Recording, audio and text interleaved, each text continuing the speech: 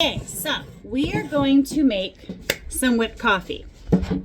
Ow! So I'm going to make a big thing of it so that I can put in my freezer, right? And so that way you can also see. But anyway, so for whipped coffee, you need equal parts of espresso, instant espresso, or instant coffee. I'll show you in a second. Sugar and water. And then you also need whatever type of milk, almond milk, coconut milk, whatever, and whatever creamer suits your needs. So for this, I'm doing a big batch. So I'll do a quarter of sugar. Now, usually what I do is, we'll just pour the rest of it in there. We'll do that. Usually what I do is I do half the sugar. So if I do I usually do in this cup, but I'll do like 2 tablespoons of espresso and 1 tablespoon of sugar. But we're gonna go equal parts. Now I don't do espresso. I do this stuff right here, which is Israeli instant coffee. It is super strong, super good, and super cheaper than if I were to buy the small thing of espresso, which is like $3-4. This is like $8, and I get more out of it. So we're gonna do a quarter of that plus a little extra. And I'm waiting for my water to boil. So while I'm waiting for that, I'm going to give it a pause. Okay, so our water started steaming. So we're gonna put a quarter cup 1/4 in there. Now, you can do it by hand, but it's gonna take forever. Use a machine. So I have this.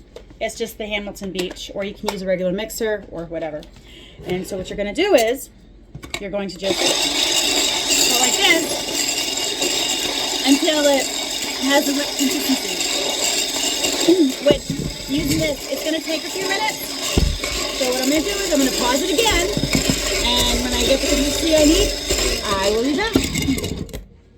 So this is partway through, and you see how it's getting there, and it definitely gets more. Bam! Whipped, fluffy, right? So you just keep doing this until you get like stiff peaks like you would for meringue. For meringue? Meringue.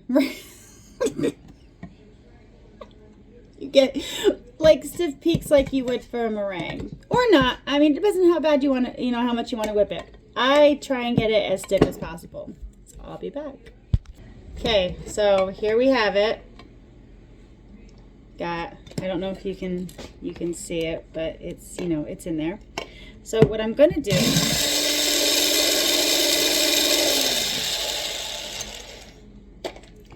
so now what we do is we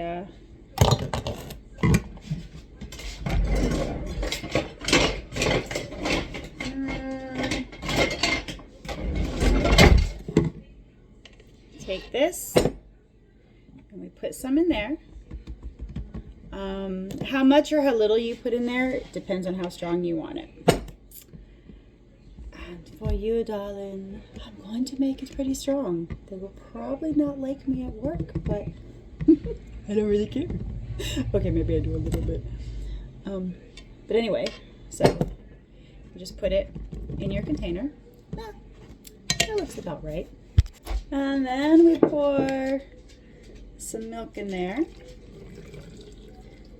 And then what we'll do is we'll take this and you mix it. Get it so that it's all mixed together in there, right? And then you pour some more milk. And then however much creamer you want. Now, ooh, that was a lot. So you're gonna get a lot of caramel macchiato creamer, okay? So like with the Israeli coffee, you can either order that online at Amazon, or you can get it at a Walmart I believe in the international section. I can't remember what section. I think it was the international section. But there we go. Got your whipped coffee right there. And now the rest of this is going to go inside my pre-labeled container. And I will put this in the freezer for use at a later time. So that is how you make whipped coffee.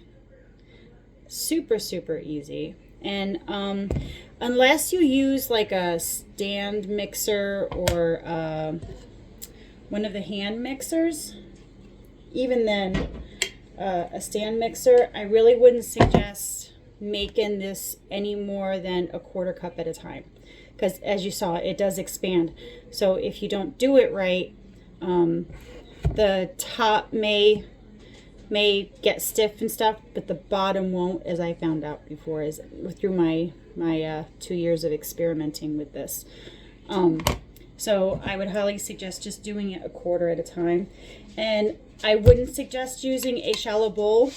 I have this for a reason, because you try and use a shallow bowl, and when you initially start to mix it, it's going to go all over the place. You're going to get splatters. So definitely I would get something like that. So here we go.